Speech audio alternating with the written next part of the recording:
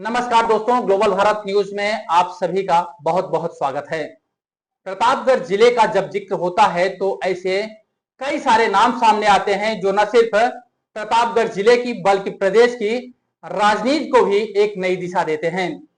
ऐसी ही एक कद्दावर शख्सियत आज हमारे बीच मौजूद है जो विद्वता, शालीनता और अपनी राजनीतिक अनुभव के लिए जाने जाते हैं। उत्तर प्रदेश के पूर्व कैबिनेट मंत्री और भाजपा के वरिष्ठ नेता शिवाकांत ओझा जी आज हमारे बीच में हैं। सर, बहुत बहुत स्वागत है आपका। बहुत बहुत धन्यवाद। सर, राजनीति की आपाधापी को छोड़कर हम आज आपके कुछ निजी जीवन पर भी बात करेंगे। तो सबसे पहले संघर्ष की बात करेंगे। आपने शुरुआत कहां से किया था और इसमें संघर्ष कितना हुआ? देखिए, मैं मूल रूप से तो प्राध्यापक रहा। प्रयाग विश्वविद्यालय से मैंने पीजी किया पॉलिटिकल साइंस में, और विश्वविद्यालय का मैं पोस्टर होल्डर भी रहा। फिर उसी समय निकलने के बाद डिग्री कॉलेज में मैं पॉलिटिकल साइंस का प्राध्यापक हो गया। लेकिन यूनिवर्सिटी की जिंदगी में भी और उसके पहले में भी मैं आरएसएस से प्रभावित था, उसकी शाखाओं में भी जाता था, और प्रथम वर्ष अपने जीवन काल में भी मैंने आरएसएस की ट्रेनिंग लिया था। लेकिन राजनीति में आने का मेरा शुरुआती लक्षण तब मिला जब जेपी ने एक मूवमेंट चलाया, जयप्रकाश नारायण लोकनायक जयप्रकाश नारायण जी ने, संपूर्ण क्रांति का। मैं पॉलिटिकल साइंस का प्राध्यापक रहा हूं। मैंने महसूस किया तत्कालीन सरकार अधिनायकवादी सरकार हो गई है, लोकतंत्र का गला घोट रही है, और जयप्रकाश नारायण जी एक अच्छे कदम की तरफ लेकर बढ़ रहे हैं। इसलिए हम जयप्रकाश नारायण जी से प्रभावित होकर के मैं भी सक्रिय राजनीति में आया, और उसी बीच मैं विभिन्न कॉम्पिटिशंस को करता रहा। मेरे बड़े भैया श्री कृष्णकांत ओझा जी इमरजेंसी के भीतर 18 महीने जेल में भी रहे। मैं भी करीब 4 महीने फरारी की हालत में रहा, और बाद में फिर 1980 में जब भारतीय जनता पार्टी बनी तो मैंने विधिवत भारतीय जनता पार्टी की सदस्यता ग्रहण कर ली। तब से संगठन में काम करता रहा, जिले का महामंत्री रहा, उपाध्यक्ष रहा, अध्यक्ष बनाया जा रहा था। हमने कहा कि हमको चुनाव लड़ना है, इसलिए उस पद को लेना हमारे लिए संभव नहीं है, क्योंकि उसकी बड़ी ज्यादा मेहनत है, ज्यादा काम है। तो मैं उसी बीच मैं मूल रूप से तो लालगंज में चुनाव लड़ना चाहता था, रामपुर खास जिसको कहते हैं। और उस जमाने में मैंने वहां के लालगंज के प्रमुख को, जो तत्कालीन मंत्री थे प्रमोद जी के उम्मीदवार, उनको भारतीय जनता पार्टी के उम्मीदवार से पराजित कराया था। और सांगीपुर में भी हम लोगों ने बहुत अच्छी लड़ाई लड़ी थी, और पूरा गांव कोई ऐसा रामपुर का गांव नहीं था जहां हम लोगों ने, हमारे साथियों ने, मित्रों ने संगठन खड़ा न किया हो भारतीय जनता पार्टी उस जमाने में साइकिल चला करके। तो मेरी इच्छा थी उस समय रामपुर से चुनाव लड़ना, जबकि प्रमोद तिवारी जी मेरे व्यक्तिगत बहुत अच्छे संबंध रहे हैं, आप भी हैं, और हम लोग साथ रहे भी है, कमरे में साथ रहे हैं, हमारे सीनियर है प्रमोद जी। लेकिन राजनीतिक दिशा के कारण, और एक बात और बता दें, उस जमाने में माननीय कल्याण सिंह जी भारतीय जनता पार्टी के विधानमंडल के नेता थे। एक बहुत बड़ा किसान आंदोलन चला था उस समय। हमने उत्तर प्रदेश की सबसे बड़ी गिरफ्तारी भारतीय जनता पार्टी की लालगंज में दिया था, जिसमें 288 महिलाएं सम्मिलित थी। 4000 कुछ लोगों की गिरफ्तारी की उस जमाने में, रामपुर खास के भीतर, लालगंज तहसील के भीतर। लेकिन पार्टी का फैसला हुआ कि 89 में आप पट्टी जाइए, चुनाव लड़िए, आपका घर पट्टी है, इसलिए आप पट्टी चुनाव लड़िए। मैं लड़ना नहीं चाहता था, लेकिन पार्टी का निर्देश था, मैं पट्टी चुनाव लड़ने चला गया। सही बात है कि घर जरूर मेरा पट्टी में था, लेकिन पट्टी क्षेत्र से मैं बहुत अपरिचित था। लड़ा, चुनाव हार गया, तीसरे नंबर पे आया। लेकिन जिस दिन मैं चुनाव हारा, उसी दिन मेरे पास एक बुलेट मोटरसाइकिल थी। चुनाव रिजल्ट पहले भी पता था क्या होना है, लेकिन मैं तुरंत रिजल्ट के बाद घर नहीं गया, सीधे मैं पट्टी को चौक पे गया, चूंकि पट्टी कस्बे में मैं चुनाव जीता था, मैंने एक सभा किया वहां पर, उनको धन्यवाद दिया, आभार व्यक्त किया और कहा अब मैं लौट के पट्टी से नहीं बाहर जाऊंगा। लगातार पट्टी में संघर्ष करता रहा। उसी बीच राम जन्मभूमि के आंदोलन के प्रारंभ हुए। राम भूमि जन्मभूमि में पूरी तरह सक्रिय रहा। 2 महीने राम जन्मभूमि आंदोलन में तत्कालीन सरकार के द्वारा मुझे एनएसए में बंद किया गया और कई जिलों को घूमता हुआ अंत में फतेहपुर जिले में रहा, प्रतापगढ़ में रहा, रैनी जेल के भीतर रहा, फिर ले गए फर्रुखाबाद जेल में ले गए, फिर फतेहगढ़ जेल के भीतर मैं 2 महीने एनएसए के भीतर रहा। अब सर तक कुल जेल में कितनी अवधि बिताए? टोटल जेल में कितनी अवधि बीती है? अब 2 महीने तो एनएसए में बिताया जी। इसके अलावा बीच बीच में 1 दिन 2 दिन आंदोलन के बीच जाता था, फिर चला आता था। कोई लंबी अवधि नहीं हुई, लेकिन वही बड़ी अवधि जेल की भीतर। लेकिन गया कई बार आंदोलन प्रदर्शन करते, धरना देते हुए। एक बार तो लखनऊ में दर्शन भारतीय जनता पार्टी के था, जिसमें बड़ी लाठीचार्ज, जिसमें हाथ भी टूट गया था उस जमाने के भीतर, लाठीचार्ज के भीतर। तो हम लोग बड़े संघर्ष करके खड़े हुए राजनीति के भीतर, और कोई राजनीति हमारी बपौती नहीं थी, न हम वंशानुगत राजनीतिक में काम कर रहे हैं। और सामान्य परिवार में हम लोग पैदा हुए, पढ़े लिखे परिवार था प्रतापगढ़ जनपद का, काफी पढ़ा लिखा परिवार माना जाता था हमारा। तो हम लोग उसी दिशा में निकल कर। सर एक साधारण परिवेश से निकलकर कैबिनेट मंत्री तक का जो सफर रहा है वह कैसा रहा आपका? हमारा अपना व्यक्तिगत मत है कि उस समय की राजनीति और उस समय की राजनीति में काफी अंतर है। उस समय की राजनीति में आप कितनी मेहनत करते हैं, आपकी छवि कैसी है, जनता में आपका रिस्पांस कैसा है, वर्कर में आपकी अपील कैसी है, ये सब देख करके उस जमाने में पार्टी में निर्णय हुआ करते थे टिकटों को लेकर के। और आज के जमाने में चाहे टेक्नोलॉजी का डेवलपमेंट कह लीजिए, सोशल मीडिया कह लीजिए, जो भी आप कह सकते हो कह लीजिए। हाँ, पुराने दौर की राजनीति और डिजिटल राजनीति में बहुत सारे अंतर आ गए जी।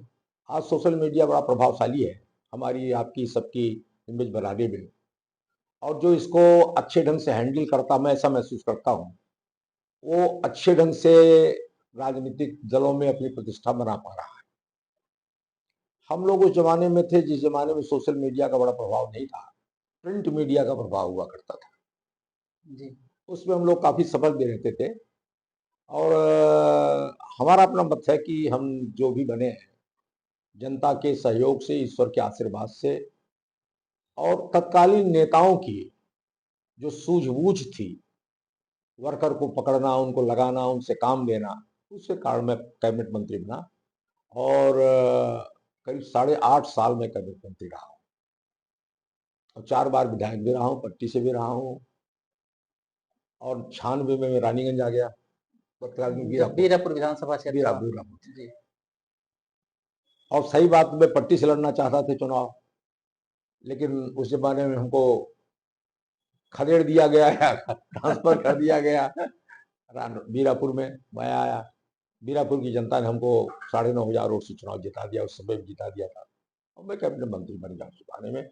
उसमें बड़ा बहुत कुछ श्रेय संघ और माननीय कल्याण सिंह को जाता है उनको बनाने में। मंत्री के कार्यकाल के दौरान सर ऐसे 5 कोई बड़े काम बताइए जो आपने किया हो। अब अगर क्षेत्रीय की बात करें, प्रतापगढ़ जनपद की बात करें, तो एक अलग काम है, लेकिन विभाग के रूप में अगर आप हमसे बात करें, मेरी समझ में मैंने एक बहुत बड़ा काम मेडिकल एजुकेशन मिनिस्टर के रूप में किया था। मेरे आने के पहले पूरे हिंदुस्तान में दिग्विजय सिंह ने शुरुआत परंपरा की थी, मध्य प्रदेश के चीफ मिनिस्टर ने। पीजी में जो रिजर्वेशन प्राप्त बच्चे हैं, ये 0% पर एडमिशन ले सकते हैं पीजी में जी। मन एमएस में, एमडी में। इसमें हमने ये महसूस किया कि ये अन्याय है। एमबीबीएस तक तो ठीक है, डॉक्टर बन गए, डॉक्टर बन जाना चाहिए, उनको भी मौका पूरी तरह मिलना चाहिए। लेकिन जब आप पीजी कर लिए, एक बार आपको मौका मिल गया पूरी तरह, रिजर्वेशन का लाभ आपने ले लिया, और जब पीजी करने आए, सुपर स्पेशलाइजेशन करने अगर आप आ रहे हैं, तो फिर आपको आपकी मेरिट इग्नोर नहीं की जानी चाहिए। हमने इस पे काफी 3-4 महीने तक काफी काम किया, हम हमारी टीम ने मिलकर के, कहाँ कहाँ किन किन प्रदेशों में क्या है, दुनिया के अन्य देशों में क्या है, पीजी में एडमिशन का क्या रेशियो है। सुप्रीम कोर्ट का फैसला था कि पीजी में एडमिशन के दरमियान 10% से ज्यादा अंतर नहीं होना चाहिए रिजर्वेशन का, रिजर्वेशन वाले और नॉन रिजर्वेशन वाले के भीतर। और तमिलनाडु जहां के भीतर बहुत बड़ा मूवमेंट एंटी सवर्ण चला था जमाने में, उस समय करुणानिधि ने भी अपनी तमिलनाडु सरकार में 10% का ही वेरिएशन रखा था। माने 40% मिनिमम आपको मार्क लेना पड़ेगा, तब आप पीजी के एडमिशन के टाइटल होगे अकॉर्डिंग टू मेरिट। और 50% सामान्य वर्ग के लोगों को लेना पड़ेगा, तब वो मेरिट में आएंगे तो उनका एडमिशन होगा। हमने इस प्रस्ताव को बनवा करके कैबिनेट में ले आए। तो उस समय कैबिनेट में हमारे बहुत सारे मित्र थे, बड़े वरिष्ठ भी लोग भी थे, उन्होंने इसका बड़ा विरोध भी किया। कुछ लोगों ने इसको मनुवादी बताया, कुछ ने कुछ बताया। लेकिन मैं बधाई देना चाहता हूं माननीय कल्याण सिंह जी, मेरी समझ में उतना बड़ा, उतना समझदार कोई मुख्यमंत्री मैंने नहीं देखा। कल्याण सिंह जैसा दृढ़ मुख्यमंत्री। और जब लोग हमारे ऊपर अटैक करने लगे, इस रिजर्वेशन विरोधी हो, फलाना हो, धमाका करने लगे, कल्याण सिंह जी ने कहा आप हो जाइए, अब चुप रहिए, हम पूछते हैं। उन्होंने कुछ मंत्रियों से पूछा जो समाज के लोग थे, आप कहां ऑपरेशन कराना चाहते हैं? किसी की किडनी प्रॉब्लम थी, किसी की हार्ट की प्रॉब्लम थी, किसी की हार्निया की प्रॉब्लम थी। उन लोगों ने, सब ने, किसी ने जापान को पसंद किया जहां काशीराम जी ने कराया हार्ट का ऑपरेशन, किसी ने लंदन पसंद किया, किसी ने अमेरिका का पसंद किया। तो कल्याण सिंह जी के शब्द आज भी मुझे याद है, कैबिनेट में उन्होंने कहा था, आप सब लोग जितने लोग बोल रहे हो, सब झोपड़ी में पैदा हुए लोग हो। आप सामान्य किसान के घर में पैदा हुए, मजदूर के घर में पैदा हुए, और अपने ऑपरेशन कराएंगे, मंत्री बन गए इसलिए आप जापान जाओगे, अमेरिका जाओगे, लंदन जाओगे। और हिंदुस्तान में झोपड़ी में जो रहने वाला इंसान है, गरीब है, खोंचा लगाने वाला इंसान है, उसको अगर दर्द होगा ऑपरेशन कराने जाए तो 0% वाले से कराने जाएगा ऑपरेशन। सारी सारी कैबिनेट स्तब्ध रह गई और कल्याण सिंह ने उसको पास करा दिया। आज तो यूजीसी ला रही है भारत सरकार, आज तो यूजीसी ला रही है आरक्षण खत्म करने की बजाय। अब उस पर अभी हम कुछ नहीं बोलना चाहते, उसको हम पूरी तरह डिटेल पढ़ लें। अभी तो हम सोशल मीडिया में पढ़ रहे हैं, लेकिन उसका जब तक पूरा हम उसका क्या है, लाश क्या लाए हैं, किस प्रकार से ला रहे हैं, तब उस पर हमको कमेंट करेंगे। अभी तो कमेंट करना उचित नहीं है। सर, क्या कोई ऐसा सपना या प्रोजेक्ट रहा है जो आपके कार्यकाल में पूरा नहीं हुआ, उसे आप पूरा करना चाहेंगे प्रतापगढ़ के लिए? अब देखिए, एक सपना तो मेरा था जो मैं पूरा करने के लिए प्रयास किया था, वो एक मेडिकल सिटी बनाना चाहता। ये नया कंसेप्ट है, मेडिकल सिटी का कंसेप्ट था, ये नया कंसेप्ट था जी। और संभवतः आप लोग उसमें बहुत छोटे रहे होंगे। देलूपुर के पास तवंकलपुर के भीतर हमने जमीन भी 80 बीघे जमीन करीब सरकारी जमीन थी, उसको गवर्नमेंट से कहकर के हैंड ओवर करवाया भी, ले भी था।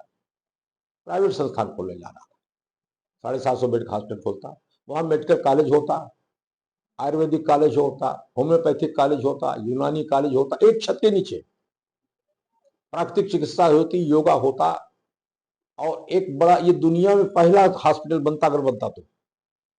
जर्मनी के भीतर होम्योपैथ एलोपैथ साथ चलते हैं, लेकिन दुनिया के अन्य देशों के भीतर कहीं भी ये मेडिकल सिटी का कंसेप्ट हमने तो नया ले आए थे, जगह जगह पढ़ करके सुन करके, लेकिन वो प्रोजेक्ट बहुत विरोध होने के कारण नहीं बन पाया। कौन लोग थे सर उस समय जो विरोध कर रहे थे ऐसे प्रोजेक्ट का? अब उनका नाम लेना मेरे लिए उचित नहीं है। आपकी पार्टी के ही थे या? हमारी भी पार्टी के थे, विरोधी पार्टी के भी थे। उसमें विरोध करने वाले सब लोग एक हो गए थे। हमारे भी दल के कुछ लोग थे जी, हमारे संगठन के कुछ लोग थे, विपक्ष के भी, समाजवादी पार्टी के भी लोग थे जमाने में। बसपा का तो बहुत वजूद था नहीं थे, मतलब नहीं था जमाने में, वो लोग थे, सब लोग विरोध किया उसका। आज के युवाओं के लिए जो राजनीति है उसे किस तरीके से देखते हैं आप, करियर के रूप में या फिर समाज सेवा के रूप में?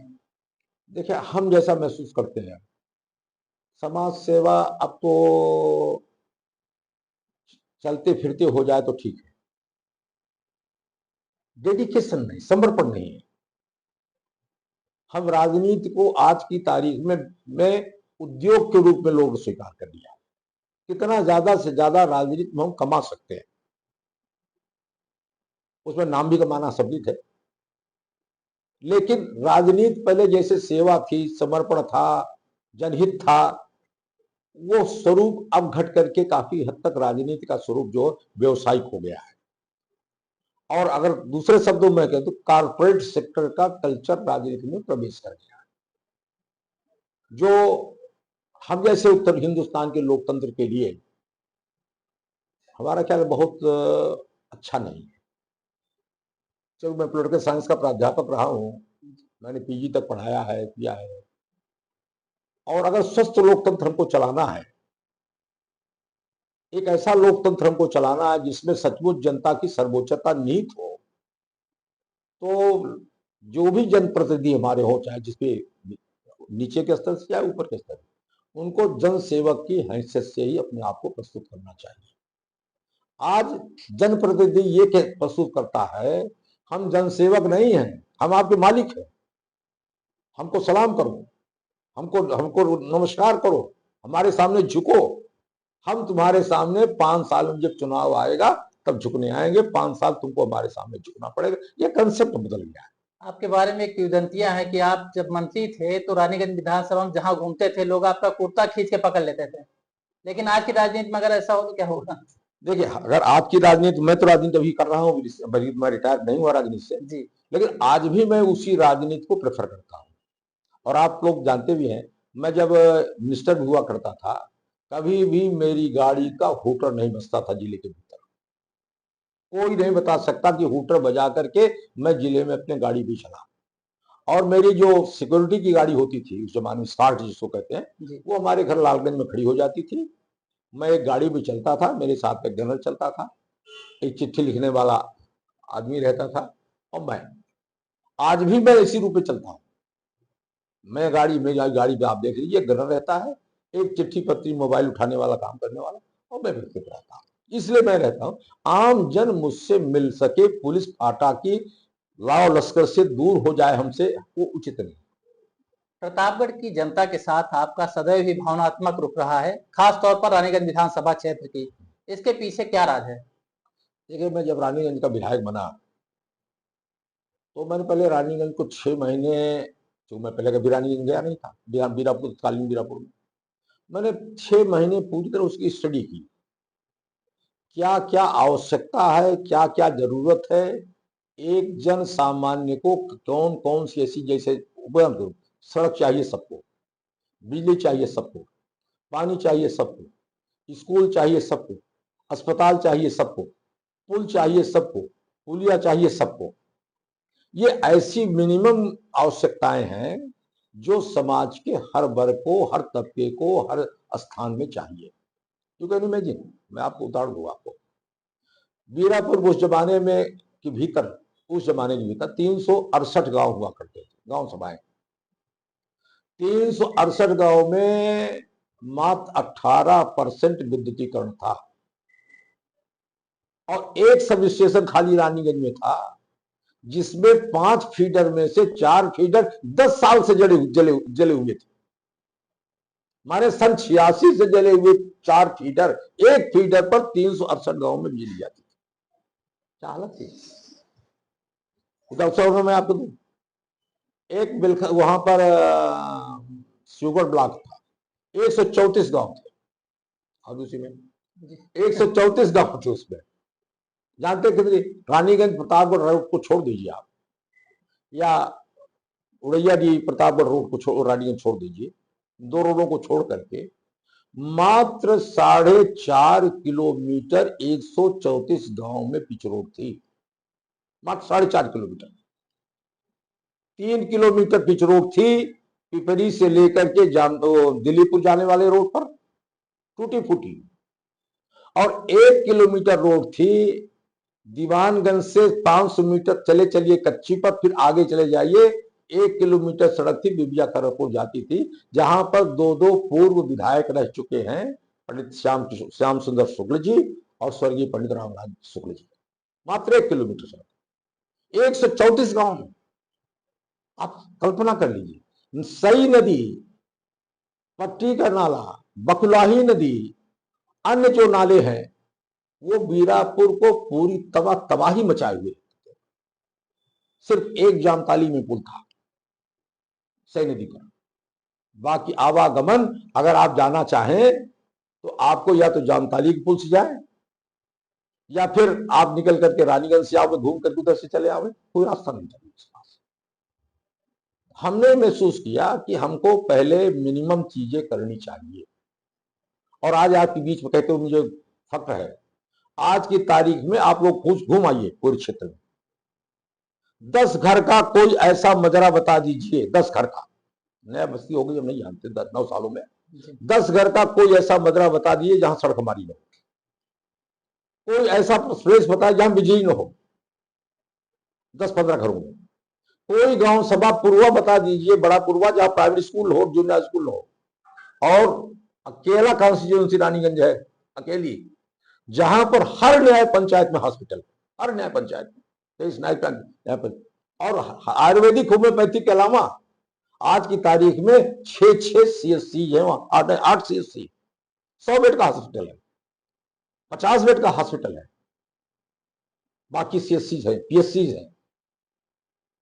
और आज की तारीख में 7 सब स्टेशन बिजली के हैं रानीगंज में, जहां एक का 7, 132 के भी सब स्टेशन जाते जाते मैं बना के गया, गवर्नमेंट इंजीनियरिंग कॉलेज बना के मैं गया, खोल के गया।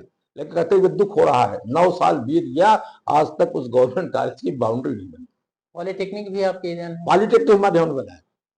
विकलांग, मैं आपके माध्यम से कहना चाहता हूं, आवासीय विकलांग इंटरमीडिएट कॉलेज, आवासीय विकलांग इंटरमीडिएट कॉलेज, पूरा भवन निर्मित, 9 साल से ताला नहीं खुला, 9 साल से ताला नहीं खुला, अभी भी बंद है? अभी बंद है। क्या वजह है सर? दिखाइए।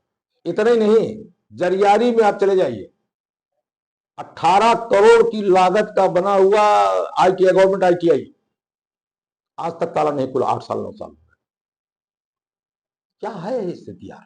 तो सर अब तो आप सत्ता में हैं, तो इसके लिए क्या आपने कभी सरकार को पत्र नहीं लिखा? दो बातें, इंजीनियरिंग कॉलेज ही नहीं चल रहा था, इस साल शुरू हुआ, वो भी मैं माननीय मुख्यमंत्री जी से मिला, महाराज जी से, हमने उनसे कहा कि ये पुराने 8 साल 9 साल हो गए इंजीनियरिंग कॉलेज के खुले हुए। मैं 2016 का इंजीनियरिंग कॉलेज है, ये पैसा रिलीज किया हमने, और अब इस वर्ष में इंजीनियरिंग कॉलेज शुरू हुआ, वो भी माननीय मुख्यमंत्री जी के दबाव पर। जनप्रतिनिधियों को कोई दबाव नहीं, न सांसद ने कोई दबाव बनाया, न पूर्व विधायक ने, वर्तमान विधायक, कोई दबाव नहीं किसी ने बनाया। माननीय मुख्यमंत्री मैं मिला, मुख्यमंत्री जी, लेकिन आज भी बाउंड्री नहीं है, लड़कियों को हॉस्टल नहीं है। हमसे पूछ, डॉक्टर हमसे कहते साहब आपने खुलवा तो दिया, लड़कियां 80 लड़कियां हैं बाहर, इंजीनियरिंग में 80 लड़कियां बाहर की कर रही, कहां रहे वो, सुरक्षा का उनके पास, ये इतनी बुरी हालत है। और आप साजू करें, जब मैं आया वहां, एक भी लड़कियों का 368 गांव में एक भी लड़कियों का हाई स्कूल नहीं था, गर्ल्स कॉलेज। अपने जानकारी में खुलवाया? आप बता रहे हो कभी खुलवाए? एक भी गर्ल्स हाई स्कूल नहीं, इंटर कॉलेज डिग्री कॉलेज छोड़ दीजिए आप, कोई डिग्री कॉलेज नहीं था। पूरी कॉन्स्टिट्यूंसी के भीतर सिर्फ एक मीरापुर इंटर कॉलेज था, जहां पर इंटरमीडिएट साइंस थी, बाकी कहीं कुछ नहीं था, कोई पढ़ाई के स्वरूप नहीं था।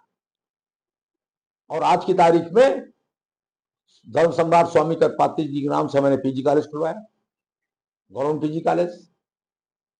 आज की तारीख में 18 गवर्नमेंट हाई स्कूल इंटरमीडिएट विद्यालय रानीगंज विधानसभा में आए, 18 दिखाइए, आप दिखाइए।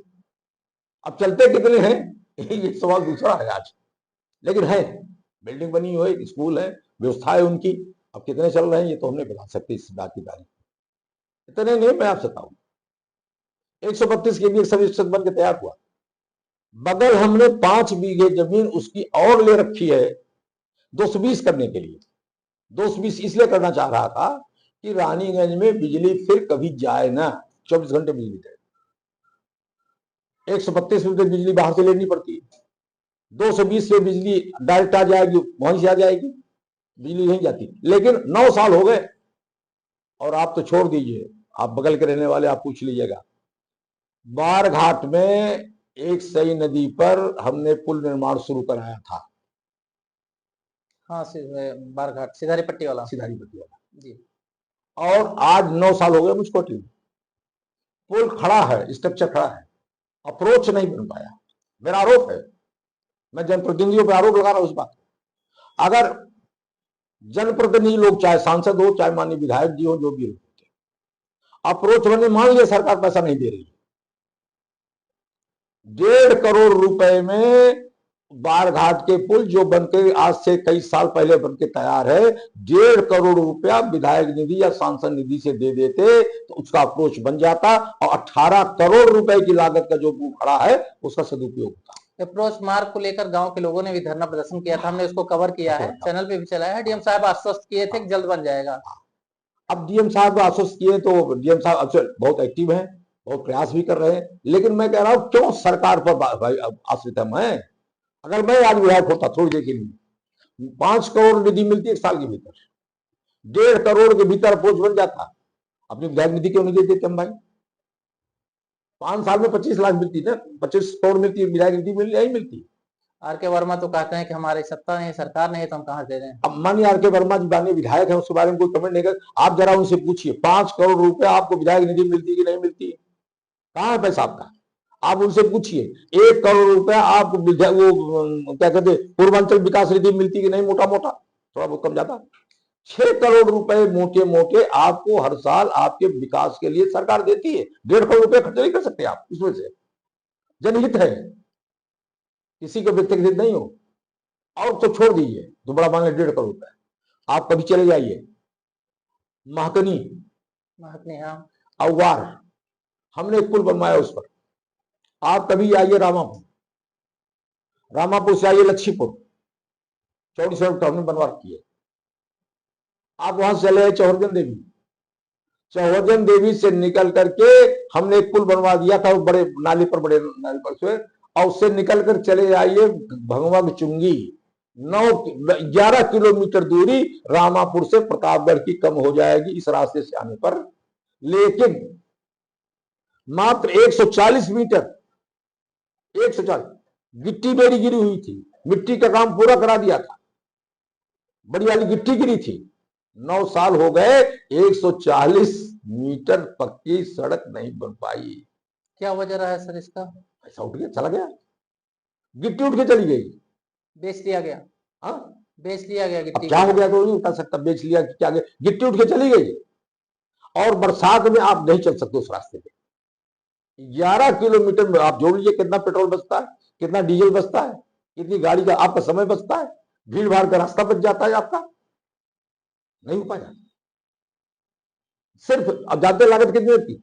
अगर ये निधि अपनी लगा देते, माननीय सांसद, माननीय विधायक, विधान परिषद सदस्य, जो भी है, जो भी जनप्रतिनिधि, जो प्रतिनिधि, मात्र 6 लाख रुपए में सीसी रोड बन जाती, 140 मीटर है खाली, मात्र 6 लाख रुपए में वो सीसी रोड बन जाती। पिच छोड़ दीजिए, सीसी रोड बन जाती, 10 साल तक टूटने नहीं करती है। जानबूझकर जो राजनीतिक दल के लोग हैं बनवाना ही नहीं चाहते कुल मिलाकर। अब हम उसके बारे में तो ये नहीं कह सकते कि नहीं बनवाना चाहते हैं, लेकिन हमारी अपनी सोच है। मैं समझता हूं इन लोगों को, जनप्रतिनिधियों को इस बात की चिंता नहीं है कि काम पर वोट मिलता है। जनप्रतिनिधि कुछ लोग बोलते हैं काम पर वोट बोलता है तो शिवा का तो जगह से आ जाते, लोग बताते, जवाब भी देते, कुछ जनप्रतिनिधि जवाब देते हैं। बिल्कुल बिल्कुल बात होती है, तो ये कहते हैं लोग। लेकिन आपको विकास पुरुष माना जाता है, कहा जाता है विकास पुरुष। आपने रानीगंज विधानसभा में पुलों का जंजाल बना दिया है। सई नदी पे 9 पुल बनवाया, आप जिन चले आइएगा, 9 पुल सई नदी पे है। बकुलाई मेरे पास मात्र 5 साल थी, 5 पुल बनवाया, और वहां भी 2 पुल ऐसे जिनके ढांचे खड़े हैं, लेकिन उनका अप्रोच नहीं बना। अप्रोच की वजह से आवागमन आज भी नहीं हो पा रहा है। आज भी नहीं हो पा रहा। क्यों है भाई, क्यों कैप कर रहे हैं? इतना ही नहीं, रानीगंज टाउन एरिया बनाया हमने, उसके पहले रानीगंज टाउन एरिया के अलग सब स्टेशन बनवाया, अलग से सब स्टेशन बनवाया कि रानीगंज टाउन एरिया के भीतर बिजली का ठीक ठाक हुआ, क्योंकि तहसील मुख्यालय है, तहसील बनवाई, बाबा बेलखरनाथ धाम ब्लॉक बनवाया हमने, बाकी मंदिर का, देवी जी का और का इनका सब तो जो कुछ किया। तो हम जितना कर सकते थे, लेकिन अभी भी मैं महसूस करता हूं हमको 2 चीजें और आवश्यक है अभी करना। एक नया न्यू प्रतापगढ़ बनना। न्यू प्रतापगढ़ क्या थीम होगी सर? अब बता रहा हूं, अगर मैं जीत गया होता विपक्ष में भी होता जी। तो सई नदी के उस पार दिल्लीपुर बसीरपुर रखा लेकर के एक नया प्रतापगढ़ थाना हमने बना रखा, दिल्लीपुर थाना, दिल थाना बना रखा। अब थाने में भी देखिए विशेषता, जमीन हमने रोड पर दी है। सिवसत वाला जो थाना बन रहा है, हाँ ठीक है, वो रोड पे जमीन है। आप जो आप जाते हैं उधर से, आप जो मौजा वाला है जी, दुकान, इससे 10 कदम और एक पुलिया है, हाँ, उसी पुलिया के दक्षिण तरफ 2.5 बीघे जमीन, लेकिन वहां न बना करके लेकर आया गया, यहां बनवाया जा रहा है जहां मुसलमान भाइयों की आबादी का कब्जा था। ये कोई इंसानियत है यार? अरे भाई, गांव समाज की जमीनों पर तो हम सब लोग करीब कहीं कहीं कब्जा है। सिर्फ एक जात बिरादी, एक धर्म, एक संप्रदाय के लोग कब्जा कर, इसलिए उनको नहीं रहने देंगे। अच्छा, वो थाना है, कोई घर घर होता तो नहीं बना, थाना हाईवे पे होता ज्यादा अच्छा होता कि कोने में चला गया थाना, वो अच्छा होता है। बेसिक हाईवे होता तो बढ़िया होता, लेकिन उसको नहीं करते, वहां ले जाके बना दिया था। अब वहां से निकल करके रोड पर आने के लिए कम से कम 15-20 मिनट लगेगा पुलिस को निकल के आने। क्या कंसेप्ट है भाई? मेरे दिमाग में था कि मैं एक न्यू प्रतापगढ़ बनाऊं जहां गवर्नमेंट इंजीनियरिंग कॉलेज होगा। आज एक मेडिकल कॉलेज यहां जो चला गया, मैं अगर विपक्ष में भी होता मैं नहीं जाने देता उस मेडिकल कॉलेज को, इसलिए कि मैंने वहां पर रानीगंज सिवसत में 100 बेड का एक नया हॉस्पिटल बनाया था, उसी को डिस्ट्रिक्ट हॉस्पिटल घोषित करवाता, और 100 बेड का सैंक्शन किया हुआ है, आर्थिक स्वीकृति उसकी प्रदान कर दी गई है, प्रशासनिक स्वीकृति प्रदान की गई थी। 100 बेड का तो पैसा रिलीज है, 100 बेड ये बन जाए तो 100 बेड का और वहां पर कंस्ट्रक्शन हो जाए, जिससे मेरे दिमाग 200 बेड हो जाएगा, 200 बेड हो जाएगा। मेरे दिमाग में था कि मेडिकल कॉलेज देर सवेर हम यही गवर्नमेंट इंजीनियरिंग कॉलेज, यहीं पर विकलांग विद्यालय, यहीं पर वो विद्यालय, यहाँ पर सारी चीजें नया डेवलपमेंट हो जाएगा, नया प्रतापगढ़ बस जाएगा। अभी भी जहां तक मेरी जानकारी है 200 बीघे जमीन नदी के किनारे है, और उस जमाने में सिवसत और आसपास, हाँ आप ही के बीच में है, दिल्लीपुर सिवसत उसी पुल के बीच में, जहां मंदिर बनवा रखे हैं दिल्लीपुर वाले राजा, हाँ उसी के बीच में पूरे 200 बीघे करीब जमीन। अगर हम उस जमाने में, हमारी इच्छा थी कि एक हमको ऐसा एग्रीकल्चर इंस्टीट्यूट बनाना चाहिए जिसमें food processing, advance food processing department हो और एग्रीकल्चर रिसर्च इंस्टीट्यूट का हो। वहां पर कक्षाएं सिर्फ PG प्लस चले, ग्रेजुएशन की कक्षाएं न चले, रिसर्च का काम हो वहां पर। किसानों को नई वैरायटी कैसे दी जा सकती है, किसानों को लाभ कैसे दिया जाए, और हमारे पास बहुत है, आम हमारे पास मानीपुर कुंडा के पास। हाँ, प्रतापगढ़ में जब भी राजनीति की बात होती है, जब चुनाव आता है तो फूड प्रोसेसिंग और आंवले की बात होती है, लेकिन आज तक बहुत सारे चुनाव लोगों ने जीता, कई पार्टियों ने जीता, लेकिन अभी बना नहीं बना। उसका कारण क्या है? हमारा व्यक्तिगत है, हमारे पास बिल पावर कमजोर। आपका जो हॉस्पिटल बन रहा है महिला हॉस्पिटल, इसका पैसा हम देखेंगे, आप देख लीजिए, इसका पैसा हम देखेंगे। डायलिसिस यूनिट सेंटर, हमने 10 डायलिसिस यूनिट सेंटर आप यहां रख दिया था, कहां गया? अब मैं पूछ रहा, सीएम से पूछा, आज मात्र 4 और 5 डायलिसिस यूनिट सेंटर, 5 डायलिसिस मशीनें कहां है? बेच लिए, बेच दिए, क्या कर दिए, कहां है मशीन? तो इसकी शिकायत आपने कभी नहीं किया सर? किससे करूं? सरकार से, सत्ता आपकी है, सरकार आपकी है, क्या आपको भी लगता है कि सुनवाई नहीं हो रही सरकार में? अब ऐसा तो मैं नहीं कह सकता सुनवाई नहीं हो रही है, लेकिन जब आप पद पर रहते तो ज्यादा फिट होता है, पद से अलग हट जाने के बाद अरे ठीक है चले जाएंगे। अब जैसे उदाहरण मैं दूं आपको, धर्म सम्राट स्वामी कृपात्री जी प्रतापगढ़ जनपद में पैदा हुए, लालगंज तहसील में, और आज पूरी दुनिया, हम नहीं पूरी दुनिया मान रही है, आज शंकराचार्य के बाद धर्म सम्राट स्वामी कृपात्री जी से बड़ा संत, बड़ा विद्वान कोई नहीं हुआ। हमने 2-2 बार माननीय मुख्यमंत्री जी को लिख के दिया है, आग्रह किया है, कौन जनप्रतिनिधियों ने कहा कि लालगंज तहसील का नाम स्वामी कृपात्री नगर कर दिया जाए, स्वामी कृपात्री नगर कर दिया। अभी कोई रिस्पांस नहीं आया। इस सरकार में तो नाम बहुत बदले जा रहे हैं, बदले रहे हैं, और स्वामी कृपात्री जी बहुत बड़ा नाम है। अब जैसे मेडिकल कॉलेज का, मेडिकल कॉलेज का नाम हमने उस जमाने में प्रस्तावित किया था, जब मेडिकल कॉलेज बनने की बात हुई, अगर जब मेडिकल कॉलेज बनेगा तो पंडित मनुष्य दत्त उपाध्याय या अवधेश सिंह, राजा अवधेश सिंह काला काकर, जिन्होंने बड़ा बलिदान दिया आजादी की लड़ाई में किया है, उनके नाम से कर दिया जाए ना।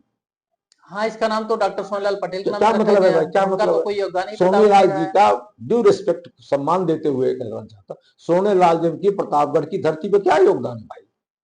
न सांसद थे, न विधायक थे, न मंत्री थे, न स्वतंत्रता सेनानी, लोकतंत्र सेनानी भी तो नहीं थे। चलिए भाई लोकतंत्र सेनानी रहे हो, वो भी नहीं है, फिर भी उनके नाम पर कर दिया। इसका भी काफी विरोध हुआ था। अच्छा, अगर थोड़ी देर के लिए हमको पिछड़े बाबा रामचंद्र के नाम से कर देते हैं, आजादी की लड़ाई के स्वतंत्रता सेनानी। हाँ, बाबा रामचंद्र जी अपने बाबा धरती रामचंद्र से थे, हैं। वो कुर्मी थे, वो भी जाति बैकवर्ड थे, फिर नाम से कर देते आप उसको। तो हम उन सारी चीजों पे असहमत थे, लेकिन हम कर ही क्या सकते इस पर। आज भी मेरा दबाव है कि स्वामी करपात्री जी के नाम से मेडिकल कॉलेज का नाम ना, होना चाहिए। नहीं अब बिट कहता कि जो बन गया सो बन गया। रानी लालगंज तहसील का नाम, पूरी तहसील का नाम स्वामी करपात्री नगर हो जाए। प्रमोद जी विरोध नहीं करेंगे, कांग्रेस के नेता हैं। हमारे ख्याल है प्रमोद जी सनातन संस्कृति में विश्वास करते हैं। लेकिन कांग्रेस के हैं तो कांग्रेस का तो एक पैटर्न रहा है कि नाम के बदलाव का हरदम विरोध करती है कांग्रेस। अब वो करेंगे तो देखा जाएगा, उस पर हमको कुछ नहीं कहना अभी। लेकिन हम मानते हैं कि प्रमोद जी भी सनातन संस्कृति में विश्वास करते हैं, और स्वामी करपात्री से बड़ा कोई सनातन इस युग में तो नहीं हुआ। हमारा ख्याल वो भी सुबह को स्वीकार करेंगे। सर, कुछ राजनीतिक बात हो जाए। राजनीति में अक्सर मतभेद होते हैं, लेकिन आपके ही विधानसभा के पूर्व विधायक धीरज ओझा हैं, जी जी।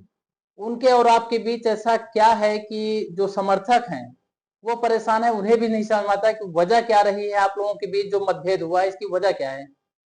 देखिए, मेरी समझ में हमारा व्यक्तिगत उनसे कोई मतभेद नहीं।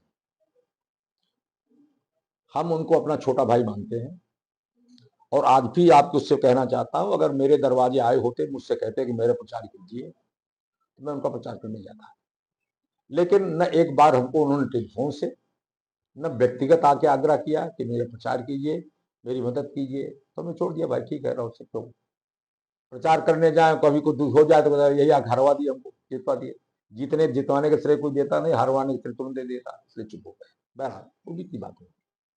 अब भी हम दोनों लोग एक राजनीतिक दल में काम कर रहे हैं। धीरज ओझा जी की चरित्र क्या है, व्यवहार क्या है, उसके बारे में आप पूरा जिला जानता, आप सब लोग जानते हैं। लेकिन अब भी मैं आपसे उनसे कहना चाहता हूं कि मानिए, धीरज ओझा जी से मेरी कोई व्यक्तिगत दुश्मनी नहीं है, मेरा कोई व्यक्तिगत उनसे विरोध नहीं है। वो नौजवान है, मेहनती हैं, इसमें दो राय नहीं है, बहुत पढ़ते हैं, वो भी इसमें दो राय नहीं है। लेकिन कार्य प्रणाली, कार्यशैली जिस प्रकार की है, वो मेरी समझ में एक लोकतांत्रिक व्यवस्था के अंतर्गत अच्छी आदर्श कार्य प्रणाली नहीं है। राजनीतिक प्रतिस्पर्धा है, कुल मिलाकर आपके साथ मनमुटाव नहीं है। न राजनीतिक प्रतिस्पर्धा भी मैं नहीं मानता, मैं उसको भी नहीं मानता। भाई पार्टी जिसको टिकट देगी वो चुनाव लड़ेगा, और पार्टी की एक्टिविटीज हैं। अच्छा, हम तो आज 30 साल से वहां है ना, हम तो 3 बार वहां विधायक रहे हैं, 9 साढ़े 8 साल कैबिनेट मंत्री वहीं से रहा हूं। जन जन, गांव गांव, पूर्वा पूर्वा मैं जानता हूं, वो मुझको भी जानते हैं।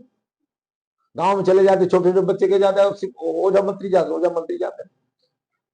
तो इसलिए हमारी कोई राजनीतिक पद्धति उनसे नहीं, बिल्कुल नहीं मैं मानता उसको। बाहर के लोगों को लगता है कि आपके ही परिवार के हैं, घर के हैं धीरज ओझा, तो क्या मतलब आपके घर के हैं या फिर वो? नहीं नहीं, क्योंकि हमारे ओझा की वजह से कभी कभी लोगों को भ्रम हो जाता है।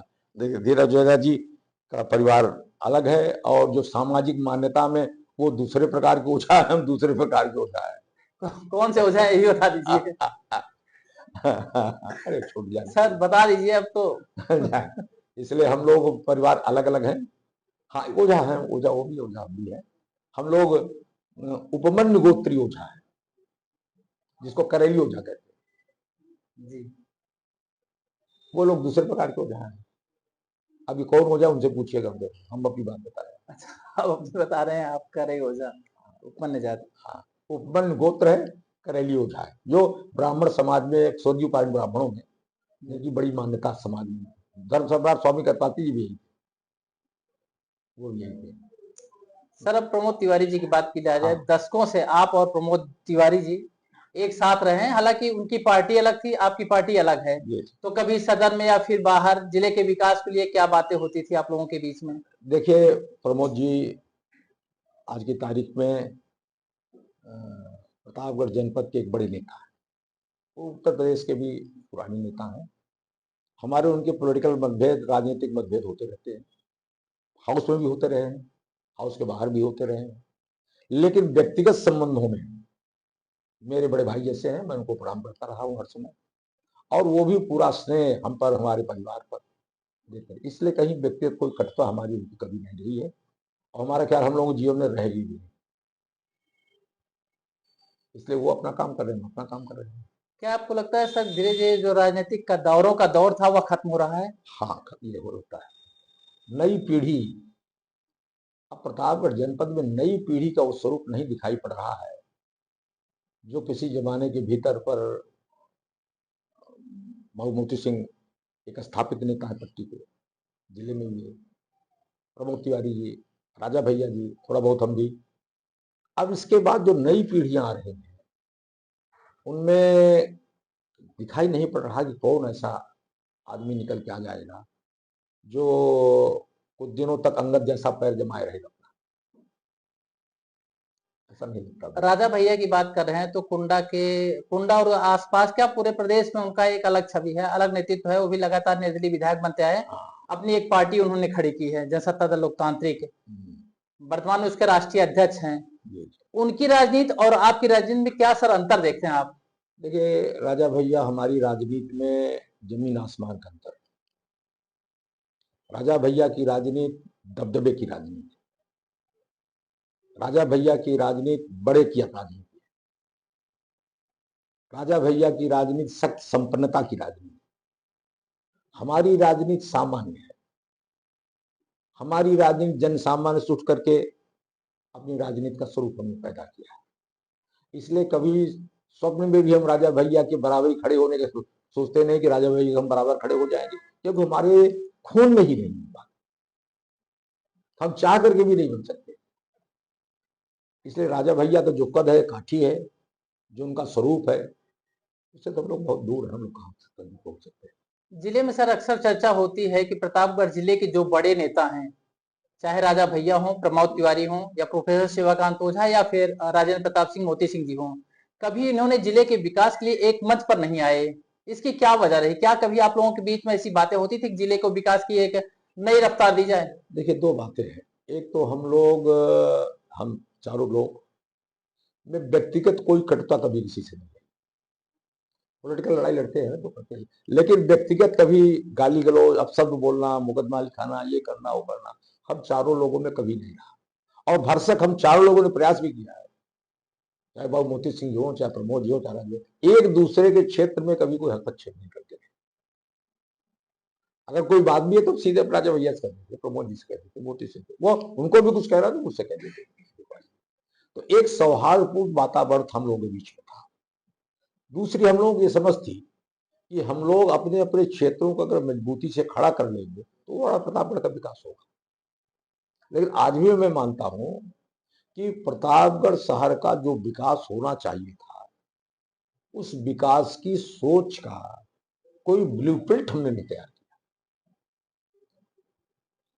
थोड़ी देर के लिए मान लीजिए आप, अगर मैं शहर का विधायक होता या यहाँ का सांसद होता अगर, तो मेरे पास ब्लूप्रिंट है उसका, मैं 10 साल में दिखा देता कि प्रतापगढ़ शहर कहां से कहां खड़ा है। आज जो एटीएल लेने की बात हो रही, हमें मानी संगम लाल जी से उनके विवेक उपाध्याय हमारे साथ करते थे। जब मैं बीजेपी में था मिनिस्टर, मैं अखंड प्रताप जी नहीं आती दुनिया में प्रमुख मुख्य सचिव थे, उन्होंने टेक ओवर करने के लिए एटीएल को टेक ओवर करने हुए कैबिनेट से प्रस्ताव पारित कराया। अभी वही प्रस्ताव दिया हमका प्रस्ताव, उस जमाने का प्रस्ताव, और इतने नहीं है, लिक्विडेटर उसमें था हाई कोर्ट में। उसका जितना पैसा उस जमाने में हो रहा था वो सारा पैसा प्रदेश सरकार जमा कर देगी और इसको रिलीज करा करके हम यहाँ पर एक नया डेवलपमेंट औद्योगिक केंद्र बनाएंगे। सरकार चली गई, सब लोग चले गए, अब तो जीत भी गए, सरकार चली गई, बात खत्म। अब जब संगम लाल जी एक्टिव उसको करने में, हमने उनके विवेक उपाध्याय संगम लाल जी का, आप उस कैबिनेट के प्रस्ताव, कैबिनेट में ही जाने की जरूरत है, उस कैबिनेट के प्रस्ताव को निकलवा लीजिए, और जिसके भीतर लिक्विडेटर का जितना पैसा बनता ज्यादा हो गया, वो पैसा उत्तर प्रदेश सरकार देगी, ये कमिटमेंट उत्तर सरकार का, और ये सारी जमीन हो जाएगी उत्तर प्रदेश सरकार की, फ्री होल्ड हो जाएगी। फ्री हो जाएगी। अब वही होगा सर, अब तो हो गया, अब तो हो गया। अब क्या डेवलपमेंट करते हैं लोग, जाते हैं, हमको जानकारी नहीं। 2027 का चुनाव सर सामने है। हाँ। आप भाजपा में हैं, बीच में क्या वजह रही पार्टी छोड़ने की? सपा में भी गए थे। देखिए, इसका कारण है, कभी कभी आदमी के स्वाभिमान पर कोई चोट लगती है तो उसको निर्णय करना पड़ता है। लेकिन अब भी मैं मानता हूं, तात्कालिक समय में मेरा जो निर्णय था वो उचित था, लेकिन दीर्घकालिक निर्णय अच्छा नहीं था। लेकिन उस समय हमारे पास दूसरा विकल्प नहीं था। मैं उस चुनौती को स्वीकार करूं, उस चुनौती को स्वीकार करके अपने आप को स्थापित करूं। हमने कुछ बड़े नेताओं को कहा था, मैं चुनाव जीत के आगे दिखा दूंगा आपको, आपके बल चुनाव जीत के नहीं आता। नाम नहीं लेता किसी ने। अभी 2022 वाला जो चुनाव बीता है, इसमें आप सपा छोड़ के भाजपा ज्वाइन किए हैं। जी जी। लेकिन जनता, रानीगंज की जनता ये कह रही है कि अगर शायद आप होते तो प्रचंड बहुमत से जीतते समाजवादी पार्टी से भी। हाँ। तो कहीं आपको लगता नहीं कि आपने थोड़ी सी मिस्टेक की? नहीं, देखिए साहब, हम मूल रूप से तो भाजपाई मानसिकता के हैं, संघी है। अब पता है कि ऐसी परिस्थिति पड़ गई स्वाभिमान की उस पर कि हमको जाना पड़ा। अब फिर मुलायम सिंह हमको रोक लिया, हम जीत भी गए, मुलायम सिंह को कैबिनेट मंत्री भी बनाया, अच्छा गवर्नमेंट हमको दिया। लेकिन जो अंतः मन में सोच है वो वहां मिल नहीं पाती। ये निश्चित रूप से मैं आज भी कह रहा हूं, Akhilesh Yadav as prime chief minister एक विजनरी चीफ मिनिस्टर, उनके पास डेवलपमेंट का एक खाता है, इसमें दो राय नहीं है। लेकिन उस दल की जो सोच है, उस सोच से हमारी सोच भिन्न है, तो वो बहुत टैली नहीं करता है। अच्छा, भारतीय जनता पार्टी में हम तो 17 में ही उस जमाने के बहुत बड़े अधिकारी पार्टी के हमारे घर गए थे, हमसे कहा तो आप चलिए ज्वाइन कर लीजिए, इसी मतलब स्वास्थ्य मंत्री था। तब भी मैंने उनसे कहा था, अब क्या गद्दारी हो। अखिलेश ने मुझ पर विश्वास करके स्वास्थ्य मंत्रालय जैसा बड़ा मंत्रालय हमको दिया, कभी हस्तक्षेप नहीं किया। आज भी कह रहा हूं, कभी विभाग में हस्तक्षेप नहीं किया और हमारे साथ खड़े रहते थे। हम अब सुतराम तो मैं नहीं जानता हूँ, हमारी फैमिली थी, गद्दारी नहीं करूंगा। और इसमें भी मैं आपसे 2022 में संघ के लोग, बीजेपी के लोग बहुत दिनों से हमको पकड़े हुए थे, और मैं कह के गया उनसे मैं जा रहा हूँ भाजपा। ऐसा नहीं कि वो हमारा टिकट काट दिया इसलिए मैं चला गया, सब ठीक है। नहीं, लेकिन वहां आपको रानीगंज में आप भाजपा ज्वाइन किए, रानीगंज से टिकट नहीं मिला। अगर टिकट मिलता तो शायद आज ना, अब हमको टिकट हमारा घोषित किया, हमारी ज्वाइनिंग दिल्ली के कार्यालय में कराई, बहुत बड़ी ज्वाइनिंग हमारी। और उस ज्वाइनिंग के भीतर धर्मेंद्र प्रधान जी थे, अन्य लोग भी, अधिकारी लोग थे, सब लोगों ने घोषित किया कि चुनाव लड़ना है आपको। जैसा बताते हुए सत्य सत्य नहीं जानता क्या है अंदर की राजनीति कि जो भगदड़ मची, यहाँ 25वें राउंड में चुनाव था, दूसरे राउंड तक तो वाले, तीसरे राउंड तक टिकट पा गए जिनको मिलना, हम 25वें राउंड फंसे, उसी में भगदड़ मच गई। स्वयं शाद मौजा, दारा सिंह वगैरह वगैरह सब जाने लगे। उसी भगदड़ में जो 17 टिकट कटने वाले थे वो टिकट सब होल्ड कर लिए। इसमें एक हमारा भी था। अगर भगदड़ न मचती तो आपको तो टिकट मिल जाता, तो निश्चित था टिकट मिलना, हमारा घोषित थे। और ये भाजपा के लिए भी प्लस होता, क्योंकि एक सीट जो उन्होंने हाँ, लॉस की गवा है दिया। वो कवर हो जाती। हाँ, बिल्कुल सही बात, वो भी होता। और शायद हम डेवलपमेंट बहुत कर लेते। हाँ, क्योंकि सरकार आपकी है और विधायक किसी और का है। आज सांसद भी बदल गया है, सपा का है, और वहां विधायक भी बदल गए हैं। मैं थोड़ा इससे डिफर करता हूँ, बात करता हूँ कि प्रमोद जी कोई सत्ता में तो है नहीं आज की तारीख में, बहुत दिनों से प्रमोद जी डेवलपमेंट नहीं कर रहे हैं क्या?